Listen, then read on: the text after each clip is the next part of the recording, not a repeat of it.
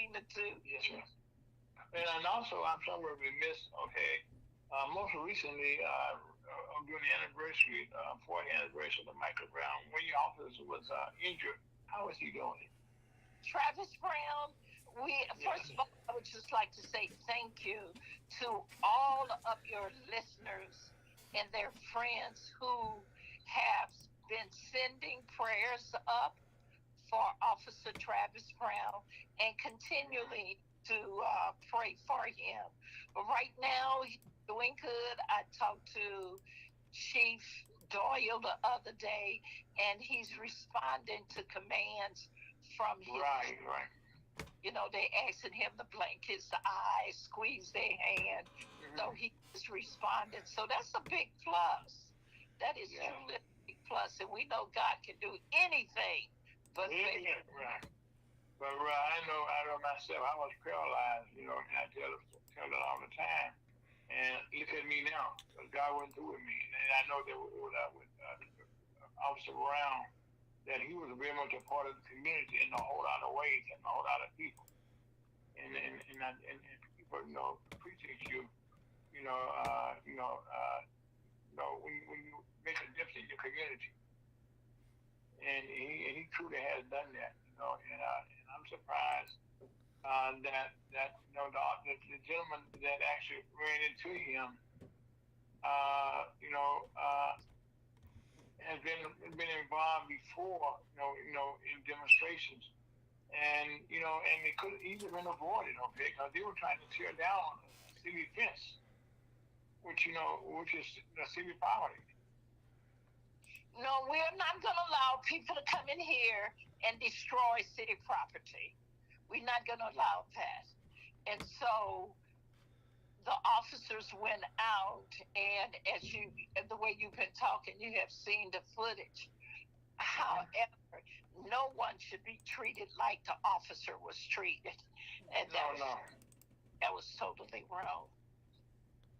right, no, no, it was just something that could have been avoided, really, and like I said, because he shouldn't have been there first of all. That's the first thing, okay. That's how it could have been avoided by him not being there. You know, What problem with peaceful protest is when you start destroying city property and become mhm. violent. There is a problem, and the police has the right to uh, arrest people that's destroying city property. Yeah, man. Something else, man, Jones. Nowadays, especially in a crime like this, all of these crimes are to be seen on video. I mean, there's a video cameras every place you go nowadays, and especially in Ferguson. That's another thing that the police chief has done is he got more cameras around for his officers to be so they can be held responsible, see what's going on, and also have people be responsible. It's a two-way street. With the cameras that they have out there now, you have to respect each other. And as long as you can get that respect going, you be in great shape. Exactly. Exactly. Now, okay, Mayor Jones, let me ask you a question. And to me personally, it doesn't make good sense. But we have our attorney general and just filed another lawsuit, about election, fraud in our state. And last elections, Missouri has been proven to be one of the cleanest elections. No fraud, no place. Matter of fact, the last election in 2020, we had Supreme Court. Everyone gave us a clean bill of health. That we had like 0.0, no fraud could be found. And so right now, sometimes our governor, our president, our attorney general, he filed a lawsuit. We filed a lawsuit. That make good sense to you? No, it does not. And I'm glad you brought that up. On yesterday, we had international guests, and St. Louis County entertained our in St. Louis County Election Board entertained our international guests. Where were they from? Where were they from? They were from the UK, Europe, Iran. They were from all over, and it was about 15 of them. And when they all had a police background, and some of them were politicians. And what Eric Fay did, who is the director over the Democratic side, he gave them an hour tour of how the election process is done in St. Louis County. And you cannot go into any room in St. Louis County without a Democrat and a Republican. Both of them have to be present because they are the two main parties we have here in Missouri. You cannot open a door. If a Democrat want to go into where the computers are, that person has to seek out a Republican, vice versa. If a Republican wants to go in the room where the computers are, they have to seek out a Democrat. Everything is secured. None of St. Louis County voting machines is on the internet. None whatsoever. And they really express at the polling places on November the 5th, if the lights go out or the power go out, they have generators ready to continue to keep those voting apparatus online. They are not connected to the internet, no way, no shape, no form or fashion. So everything is check and balance. They took 6 weeks to pack each cage that needs to be delivered to a voting site. A Republican and a Democrat works on that, putting that cage together with pencil, the instrument, the voting machine, everything. And the Democrat and the Republican has to turn that lock together and initial it. And the only way it can get open when it goes on at the election site, there's a Democratic judge, there's a Republican judge. They have to both use the key to open that cage in order to set up the equipment. So we have checks and balances all over. So there's no need to say for the Attorney General to put in anything, because St. Louis County Election Board and the election process is very secure. As a matter of fact, Madam Mayor, people not aware, but our voting system in our state, was the one that the United States government, counted themselves after years ago. It was so efficient in Missouri how we did things. And so it's quite apparent that our Attorney General did not do his history, but he would have found out, that the United States government, how they, use us as a model, I should say, for other states. And we were so efficient. Very, very efficient here. Very, very efficient. And I took the tour yesterday for the second time. And it's phenomenal. And anyone who would like to take a tour of the St. Louis County Board of Election, all they have to do is call out there and ask for a tour, and they will be more than happy to give any resident, any citizen, a tour of the election board. And also, Madam Mayor, the thing that gets me the most about this is that this Attorney General, the previous two Attorney Generals, have used their offices, by filing frivolous lawsuits to get elected or re-elected, and they like right now, former Attorney General Josh Hawley, we're still paying for some lawsuits that he lost when he was Attorney General. They were frivolous lawsuits. And so right now, we see this guy doing the same thing that Smith did, who also ran for be a senator. And they're doing it for name recognition. Yeah, but we hope to get Josh Hawley out of that seat. And the only way we can move him out of the seat, we have to do like President Obama say, don't boo, vote. Yeah. Well, I was about to ask you next. Ask you The heck? right now. Okay, being a female and with a daughter, and I got daughters and a beautiful wife. And I got great granddaughters and granddaughters. What are your thoughts about the abortion issue having been effective in Missouri? My prediction is that Missouri may. I know we're supposed to be a red state now, but so far, when abortion has been on the ballot, I should say, yeah, it has carried those states.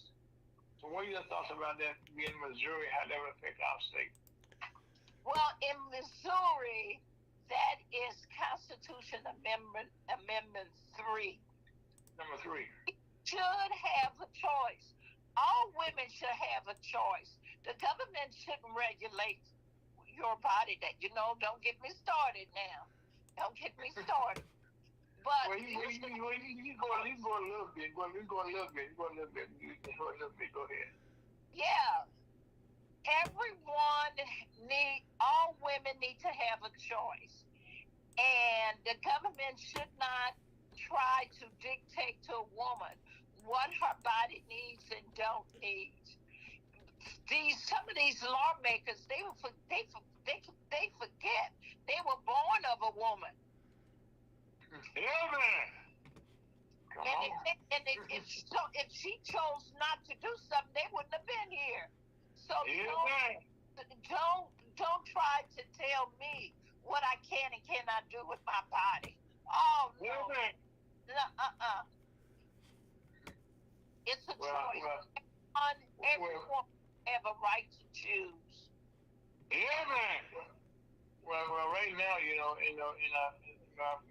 not an avid reader, but right now I know that we got some people right now, especially in the House of Representatives in Missouri, that they're already making plans that when this bill passes, okay, that they're going to making plans how they can take it, how they can replace it once it passes already. So they're somewhat confident that these are Republicans, and the gentleman who made the statement, he's going to be in leadership, and he's making plans now how they can put some on the ballot to repeal this once it's been passed. So right now there is a little frightenness, okay, a little scariness on the Republicans right now that this may become a law here. Well, it will become a law because when I was out at the Board of Elections on yesterday, speaking with Eric Fay, it has been well over 60,000 people who have cast a vote since Tuesday. And Thursday was the highest day because 20,000 ballots had been cast by Thursday. And when I was in there Friday, every time a new voter came through, people were clapping and shouting. And there was, for an hour, it must have been at least 50 or 60 new voters. So, State Constitution Amendment number 3, it only requires a simple majority, and I believe it will pass. Yeah, I know one of the things that our former Attorney General Ashcroft fought against putting this on the ballot. Matter of fact, he could delay them, putting it on the ballot to get the signatures. And and even then, okay, the Supreme Court in the state of Missouri already ruled, okay, that he did some illegal things himself, okay, trying to delay this and keep it out the ballot. And we had a new judge that was just appointed up in Jeff City, who came out again to knock it off the ballot. Okay, the Supreme Court overruled him also. So why is it okay that these people are so afraid of the abortion issue? Well, when you look at it, they say that African American women are outproducing the other women. And the other women are getting to the point that they don't want to have a lot of children. And the Catholic Church forbids most of those women for using birth control. So this amendment is going to open up for every woman who wants a choice will have a choice. In some cases, if the baby is a topical pregnancy, then abortion is needed because you don't want the mama to die, do you? No. So in a lot of instances, when it comes down to a woman's life, then she should have the right to choose. You know what? Well, that's one of the things, okay, that I was watching the team last night with Beyonce, Vice President Harris, about Texas having such laws that they got a bounty. If someone got an abortion and somebody else thought they knew that person, they could get paid, okay, for turning that person in. In order for a person went to another state, it could still prosecute the doctors, okay. And this is such a thing there, okay. Could you imagine, if we're gonna have what we're gonna have here very soon is a shortage of gynecologists in our country, because right now those doctors are afraid. They go all that time to get a license, okay, and they can't use their license. Yeah, that is true. That is true. But you're not going to find most women turning in other women who are seeking to help their health to be better. So I looked at Beyonce last night. I looked at it for a couple of minutes or so. And she's right. She said, I'm not speaking to you as the entertainer. I'm speaking to you as a mother, and she wants these United States a safe place for her daughters, her granddaughters, and her great grandkids. So all of us who have a voice should be standing on our platform, letting everybody know that you have a right to choose. Okay, let's change the subject a little bit, Madam Mayor. Bowen is located in Ferguson, okay, and also in Berkeley. Yes, we're not talking about what which I had that you were for the committee ship. Is Bowen in somewhere in your district? Bowen is on strike. I believe they're on strike. No, they're on strike right now. That's what I was about to ask you. Okay, how does that that affect anybody? Either in Ferguson or either. As a municipality, we have some Bowen workers, but I don't know how they are being affected. I used to keep up with Bowen a lot when my husband was working for Bowen, but I haven't had a chance to talk to any Bowen workers who live in Ferguson. The reason I asked that because right now that strike is continuing to go on, and that's not really a good thing, for a lot of people. And also one thing that I didn't talk about earlier, okay, that I was going to ask, talking about was the E. coli breakout that they had at McDonald's with onions. That killed, when it affected 75 people, it affected so far about 13 states. And that is, and this is one of the things I raised that question, okay, that this department, okay, has been very effective, and that's one of the things that former President Donald Trump wanted to shut this agency down, as well as he wanted to shut down the Department of Education. What are your thoughts on that? Well, he can't shut down the Department of Education. He gets that from his 2025 plan, and that is not a good plan. So no, no one is going to allow him to shut down the health department and education. He's over in Never Never Land. However, we still have to be mindful that some people believe what he says, and so that's why we have to make certain we get everybody to the polls to vote. Vote early. Vote November the 5th. Be there before 7 o'clock p.m. Yeah, because once you're in line, okay, it's 7 o'clock. No, it means after you're in the building, I should say. Once you're in line at 7 o'clock, they're not going to turn you away. Everyone will be able to cast their vote, but you must be in line by 7 o'clock. Mm-hmm. And right now, as I was talking on the program earlier, I haven't seen in my lifetime this great excitement, turnout about voters, voting like they get during this election. Yeah, and people are excited. The Central Committee, which is all the Democrat committeemen and committeewomen meetings, the Central Committee is looking for the same numbers we had when Obama was first won the presidency. So looking for 80% of the people to turn out. Wow, that's to get those numbers. I have put out so many yard signs. I mean, knocking doors, getting people to understand that it is very important for them to cast a vote.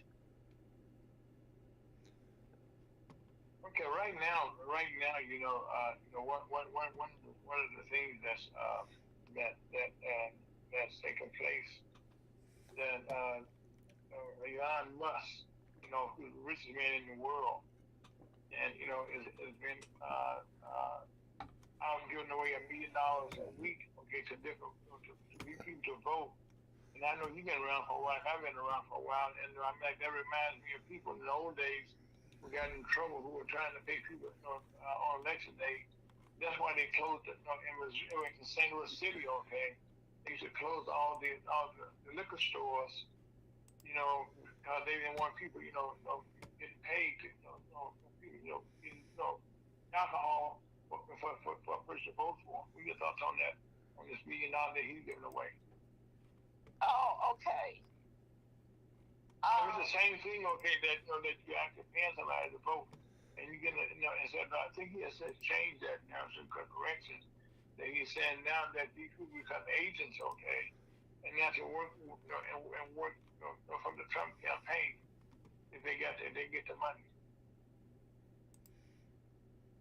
Well, people, we got a campaign. We know we got to get people out to vote, and everything else will fall in place. Okay, now, Mary, let me ask you another good question. Okay, as you get over halfway through your term, what are some of the changes that you can look back and say that you have done since you took office? Chief Doyle. Working to get Chief Doyle here, and he's here. That's the most important thing. Working with the city council and the city manager, working on that consent decree, coming into compliance, hiring the right. I was about to ask you about that consent decree. Hiring the right people. Right now we have a trainer. Miss Lisa is really good. We have Patricia, who is our PIO. They are diligently working with the coordinator to finish this consent decree, come into compliance, so we can do what we need to get done. Okay, but people are aware. What is the consent decree? Well, the consent decree was a document that the DOJ entered into. The Department of Justice. Department of Justice into with the city Ferguson to help Ferguson do more constitutional policing and to improve the way in which they enforce the law. And so we have a status hearing Tuesday at federal government with the federal government. So every quarter we go to a status hearing in a federal court building, and the monitor and our attorney and the DOJ speak with the judge about what we have accomplished and what we have not accomplished and what we need to put more emphasis on. So that is coming up Tuesday, our status hearing. So we are working for compliance, and we meeting the majority of the items that the consent decree had laid out for Ferguson to achieve. Now, how much longer do you guys have to go on the consent decree? Well, it's when we meet compliance on everything. So we're looking at no more than 2 additional years to be in compliance. And from there, we have to be monitored for another 2 years. So the key is to get into compliance and stay in there during monitor time. We need to be monitored. You know, we haven't had a chance to talk. I don't think we had our fishing derby again this year, and we're looking forward to come back for next year also. And I want to thank you and the president for the assistance you gave us in getting that done, and looking forward to come back again next year. Well, the fishing derby was great. The kids love it. They love it. They're catching those sunfishes left and right. So they love it, and I hope we can be able to do it again next year. Oh, we will. We're working on it already. That's why I brought it up. Okay. You know, we're working on that already. They said we would take it a little earlier in the year.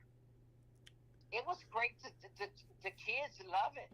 And you had children out there who were first time ever putting a fishing pole in their hands. So that was introducing young people to that sport. That's great. And the prizes were wow for the fishing. It was good. Yeah. I mean, in fact, the winner always just amazes me. Okay, when they find out they win $100 cash money, for the biggest fish, and they were saying, oh, and in fact, and normally, I'm surprised that this year, is and the young ladies have been catching the biggest fish. Right. And as a matter of fact, that program, we have expanded it. Okay, we're looking right now, Dr. Professor Emerson, and we're looking for internships right now through the American Outdoors, where they are now offering internships for college students. If they go to HBCU, for the summertime, it's a paid internships. And because their jobs right now, they're looking to fill in the forestry division of the your state, all your federal parks. As you go, kids will be able, young people will be able to go there and work during the summertime. And they also get paid for this time, as well as they also be able to have living paid for them, a stipend and all that good stuff. It's a good program. Right. And I get you more about that. It's great to have interns. Believe me, it's great to have interns. Yes. Because right now, Madam Mayor, the forestry division right now, Wayne Hubbard right now has been able to move up at the department now, where he was the first black to actually be a part of one of the directors there. And he's kind of now been there a couple of years now. He was appointed during the Bush administration, and he was able to stay on there through the entire Biden administration. And so now he's been able to do more stuff, okay, for the young people, in our state of Missouri. And that's why some more programs are being made available. That's why I was telling you that I was wanting to hear about the internships. And I work, Dwayne has been so busy, him and Candy, that I haven't had a chance to get them on the program because they're traveling around the country so much right now. Introducing more kids to the fishing derby as well as for this internship program that the fishing derby works so well that the department asked them if they would be able to take over, look at or help me right now with this internship program. And I said last year we did our first one. And then we got the people in that asked me. So right now this is something we'd be storing for some people to come in springtime. So we'll let people know and give you some information about it, your own stuff, okay? Just, you may have some people there, further some, who go to HBCUs, especially they can, be able to, like down to Harvard, University, and places like that. Right, that would be good if we could get young people with the the historical Black universities. However, we still need skilled trade in the next in the next 4 or 5 years. A lot of those guys are going to be retiring, and so we need to get our young people moving forward towards skilled trades. However, they have to be good in mathematics, trigonometry, and geology. So if they can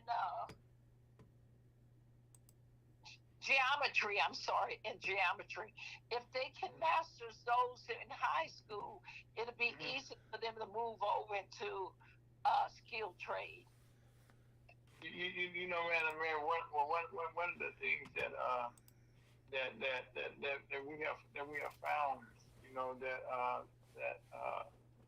by introducing these young people to these other opportunities, like this coming from fishing, okay, they can actually get paid a good salary, in conservation. Yeah. And doing the research and things such as that. Right, the apprenticeship program, they pay them while they in the apprenticeship program too. Yeah, so there's a lot of opportunities, for young people now. And like I said, in the internships right now, that they can get, of course, apprenticeships right now. So I'm with IBW. One of the things that we'll be making available here in the St. Louis area for IBW Local 2 is how they can start to use drones training. That's a new technology that's coming up right now. That you're hearing more and more people using drones in their communities. And so now we'll be working toward, hold on one second. Okay. Hello? We lost you for a second there, Madam Mayor. Yeah, some calls was coming in and it kicked your call off. Oh, okay. Was Scott Red, you still there? Scott's still here. I'm still here. Okay, what I was saying, that the IBW right now, they got some apprenticeship programs where they would train you how to use a drone. And these are some good paying jobs. We'll get more about this in the future, where they're teaching people right now how to use a drone. And at that point, you can get a job almost anywhere you want to go to. Exactly. But in the case of these, okay, the training they would do with the IBW, they have a job waiting on you when you finish the program, finish the internship, apprentice program. Apprentice program. I want the internship and apprentice, but they're different. Apprentice program means that it's a union job, and that they will come out as a member of the unions. And then they can start working, making union wages right away. Right. And I know on some jobs, some people downtown are working on some of these construction jobs, making about $60-some an hour, as operating on machines downtown. But there's a lot of construction going on in St. Louis. Right, and when you're working for construction and you're a skilled trade person, you're gonna make good money. Like you say, 50, maybe $60 an hour. So that is good, a good rate of pay. Oh, you can teach your family on that. And the good part about what you were just saying, in the past, blacks have had a problem getting involved with the unions. But now, okay, because I used to do it before I retired from the city. I was organized, part organized for IBW, and I would speak out of Wellstone, and we did recruiting. And what we were saying was that sure in the past that they didn't want blacks to be involved, but now they're looking for black people to get involved because they need bodies right now, somebody now to fill those jobs. Because and one of the problems that taking place in the past was that a union guy, his son or daughter would also get a job with the union where you worked at. Where the kids nowadays, they don't want to do that. They got computer jobs now. They don't want to get dirty like they used to. I know. If they can get on these skilled trade jobs, they're going to be good. Oh yes, ma'am. And a good lifetime job that you can work there and get you can retire. Yes, very much so. And then that's the good part about it. One of the things that President Biden says, he's a union president, and and around here in the St. Louis area, you got a lot of nurses now who are now becoming union members also. They organize. Yeah, the nurses. I think the nurses do have a union, if I'm not mistaken. Yes, they do. But they are in a shortage too. But right now, there's a shortage of nurses. There's a shortage of doctors. And in fact, there's a shortage. We said nurses, not only nurses, okay, but in hospital workers, period. But in the hospital program, hospital, you got the cooks, okay, you got the maintenance people. The people that's from the technicians, they help the nurses, they help the doctors. In the operating room, you got all those people. The anesthetists, all those people, all type of jobs open in the medical field. Correct. And they all pay good money also. They do, really they do. Okay. Well, Madam Mayor, I know that that you had a good long run here. Answer for about a half hour, 45 minutes, and you giving us that. And I want to thank you so much for the time. But thank you. So right now, what is coming up for Ferguson in the near future? That's on your agenda. Well, what's on my agenda right now is getting to the. We got to get them to the polls. That's my basic agenda right now. But other than that, we're getting ready to start working on the West Florissant corridor. On what now? On the West Florissant corridor, where all the was burned out from High Mount all the way up to Ferguson Avenue.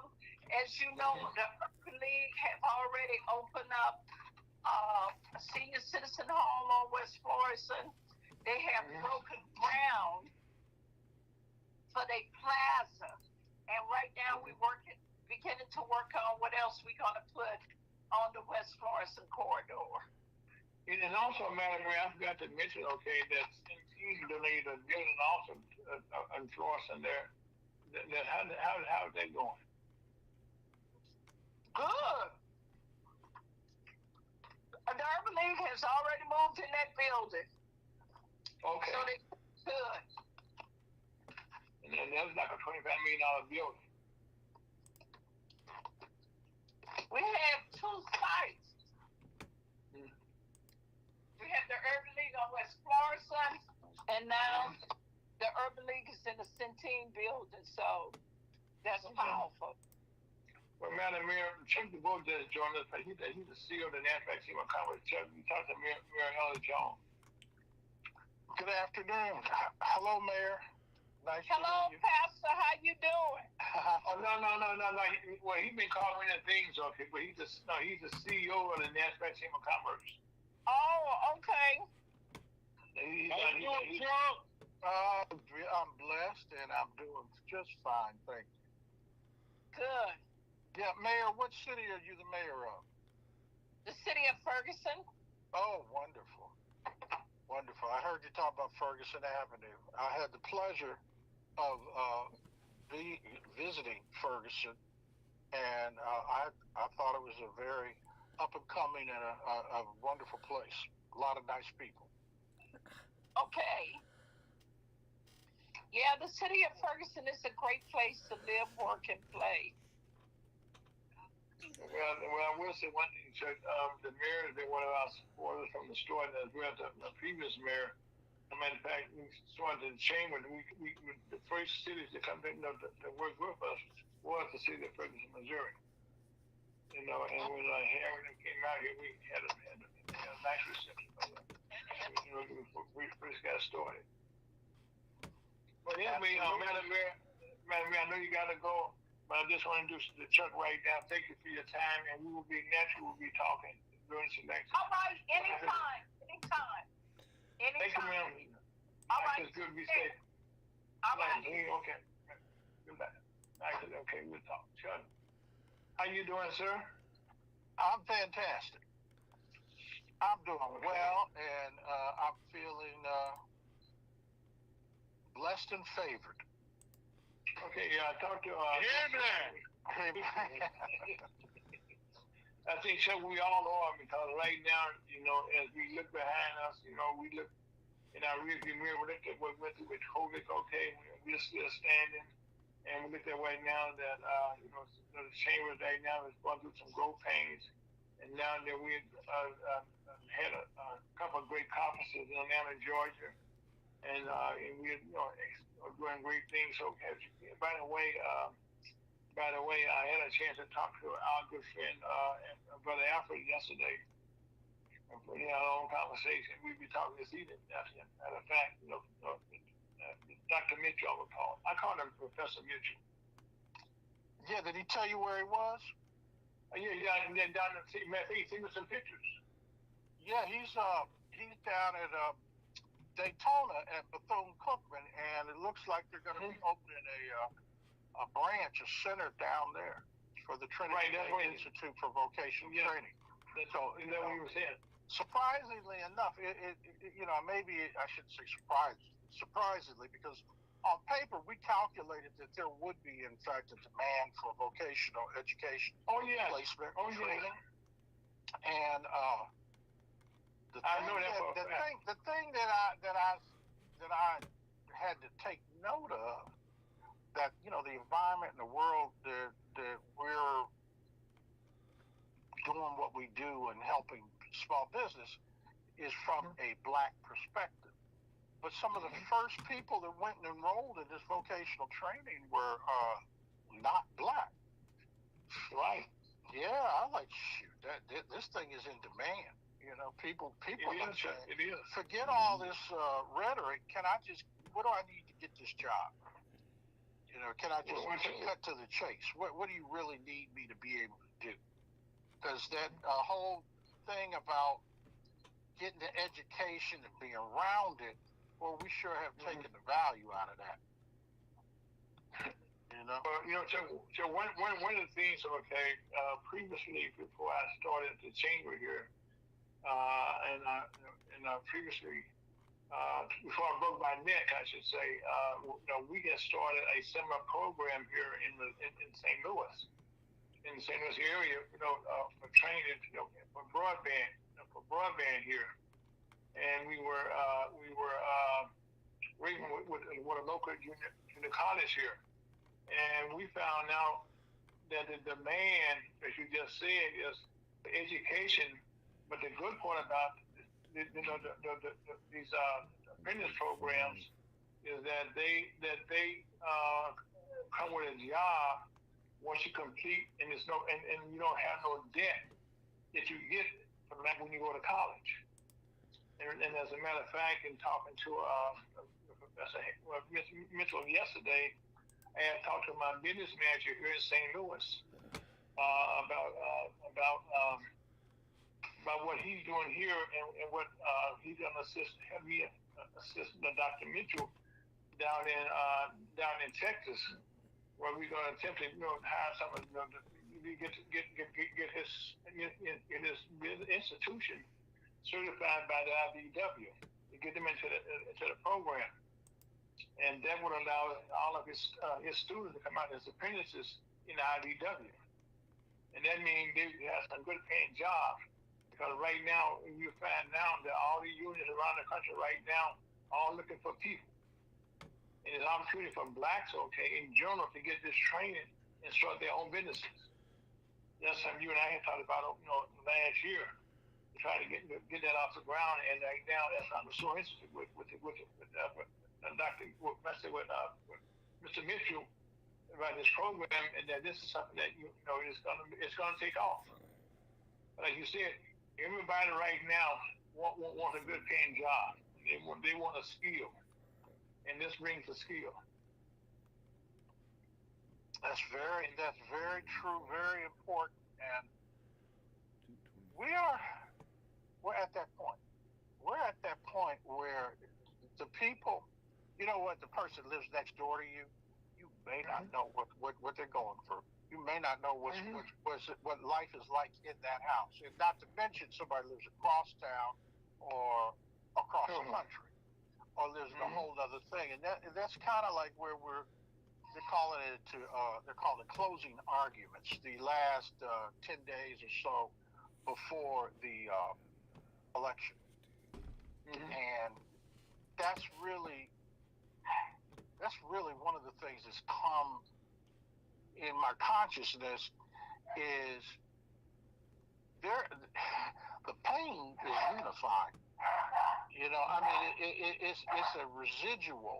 It's just something that happens when a lot of people are suffering or concerned or worried or all the above. We're not so easy to or so spending a lot of energy criticizing somebody else. We're trying to see, wait a minute, what's going on for dinner? What's going on? What's on my table? What's on my table? Yeah, and what's happening, utility or how, and when I'm in one of these entities where people are just checking, saying, hey man, you got any openings? You got any work I can do? Is this something I can do, even if it's part-time, or somebody that's got a company is talking about going and getting a part-time job, or make a company on the side and go get a full-time job. Right. We're in a reality now that's very real, and people are paying close attention about where you spending our money. And that's of the people that do and are able to pay taxes. Right. As a matter of fact, Chuck, one of the things that you watched talk about the election, something that we had talked about in our program, that one of the main issues that's important to a lot of people would be this abortion issue about women, about the women's being able to control their bodies, and in the past this past couple of years. Even here in Missouri, we have it on our ballot right now, Amendment 3, and that's something Mary and I had talked about. That we're looking for that to pass. As a matter of fact, Missouri is a red state. Red state. Even now, to so many people that's on the Republican side running there against the abortion issue, are concerned they may lose their seats. Because they had been against abortion in the past. And as a matter of fact, our state representative, I should say, who's going to be hitting our legislation the next session, that here in Missouri, they are already making plans now that when it does pass, how they can defeat it. So there'll be a lot of changes taking place on the ballots. There's people right now saying abortion being one of those things, and a lot of people, like you said, about how I get me a job to feed my family. Well, that's a real good point and example. as important as it is it the number one thing? You know, is it the top thing, or it was really the Supreme Court that I think triggered all this. Yes. And we've come to it. Yeah, and so that seems to me like no matter what we vote or what we do or how we say, it was a trump card, and I don't mean that a pun. I just mean they played a veto, almost like no matter what you think, Supreme Court already did it. And so that's where my focus is. So what would it take to reverse it? Because I don't think voting solves that issue. And again, that's just me talking off the head, because I'm really concerned about a whole lot of things. I mean, a whole lot of things. Certainly, that's one of them. And we all have family or people that we talk to or whatever. They all got opinions. But this whole thing now, what's come down to is there's a number of takeaways from this election. And one of the biggest ones, just in the default of the what it all boils down to, a lot of it boils down to that you as a candidate have been forced to get out of the norm or stay in the norm and suffer the results of the norm. And what I'm really talking about is black folks voting Democratic by default. You know what I'm saying? And by that I mean, we're checking this. So I know we have a discussion all the time. I think right now, that be you Democrat or be you Republican, and I have worked, on both sides of the aisle, because I was telling the guys, the last time I saw this kind of turnout was back when John Danforth, he's the St. Louis area, who was the United States Senate those days, was running for re-election, and he had asked me to help him win, which we were able to do. But in doing that, we use certain topics, that blacks, that anybody could understand. And that's like, we ask you who's going to help you. And in the case now, with the good example is how have people voted in the past. Now, I see the state representatives, the state senators, the ones who have made the laws for your state. And how have they been beneficial to you? Or for your congressman, or for your alderman, or whoever it is that you voted for. Not just for the presidency, but there's also your state, the United States senators. I know here in Missouri we have a senator that, Josh Hawley.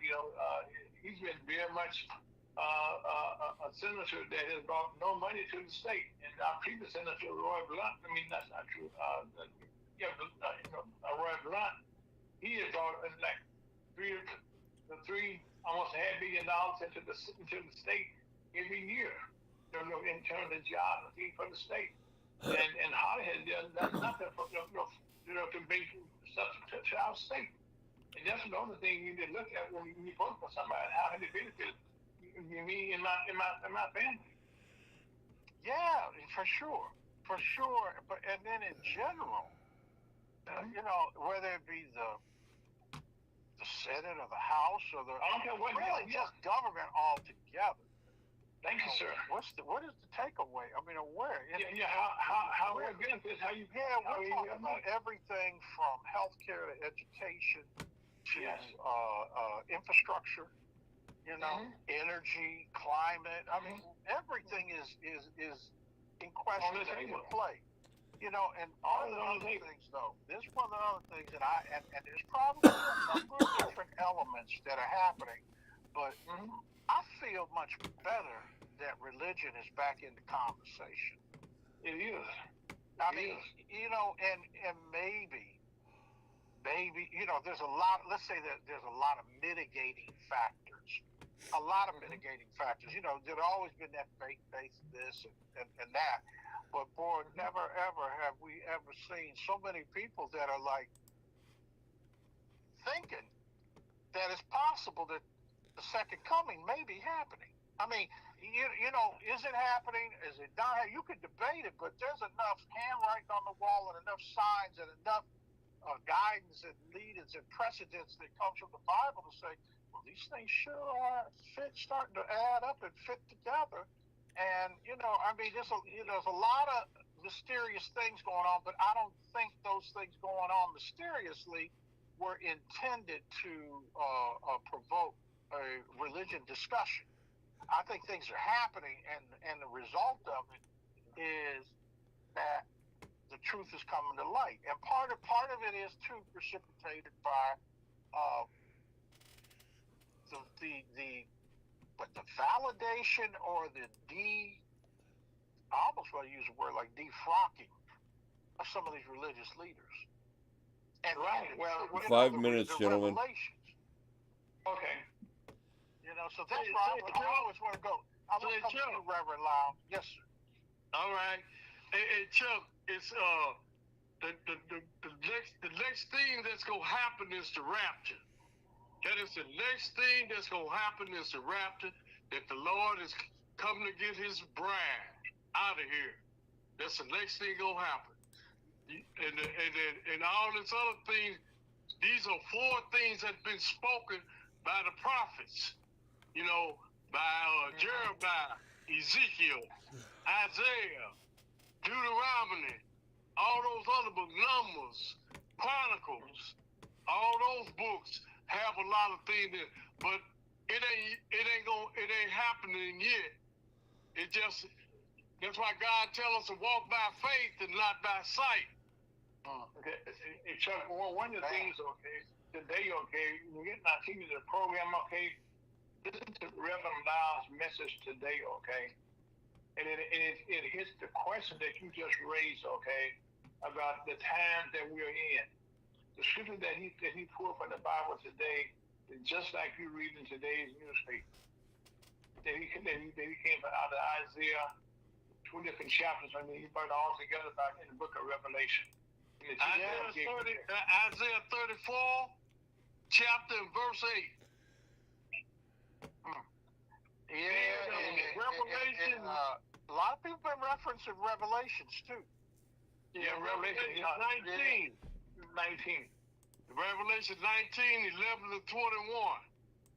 Mm-hmm. Something is happening, though. I'm sure something is happening. Isaiah, the 2nd chapter, verse 2, it's about the Lord's vengeance. See, that what these people don't understand, God has opened up the eyes of His Christian concerning what's going to take place. And He tells us to walk by faith and not by sight, and we must stay in the Word. The Word is what reveals it to you. Not what's going on in the world, because you can't do nothing about that. That's Satan and his demons operating, trying to look like God, and He's not. Amen. Well, right now, Chuck, the time just got away from us, okay? But if you can, Chuck, please listen to the first part of today's program, okay? Where Reverend Lau talked about today. And he talked exactly about what you're talking about now, okay? About what's going on in Israel, what's going on in Ukraine, how all those countries right now are all in the Bible, and how they've been around hundreds of years, okay? Thousands of years. And the United States ain't been around a half century yet. And we're trying to dictate what's going on in those countries, and that ain't gonna work that way. And like I said, well, now if you listen to the first part of today's program, you'll see exactly what you just raised. Right, Rhea? That's right. Reverend Lau was all over it, right, Scott? You got it. Amen. So anyway, Chuck. But anyway, we get time on the wall. You know, we will not be on next week because there's a time change. You know, and so next week we all have a break. Okay, so we ask you 6 o'clock. Is it up or backwards? Which way you go, Chuck? Fall back. On the time. You always fall back. Fall back. Go back an hour. You go back an hour. On the 3rd. First day of the week, Sunday. Sunday. Yeah. By the way, my anniversary is November the 1st also. Congratulations. Congratulations, yeah. Thank you very much. Thank you very much. Thank you very much.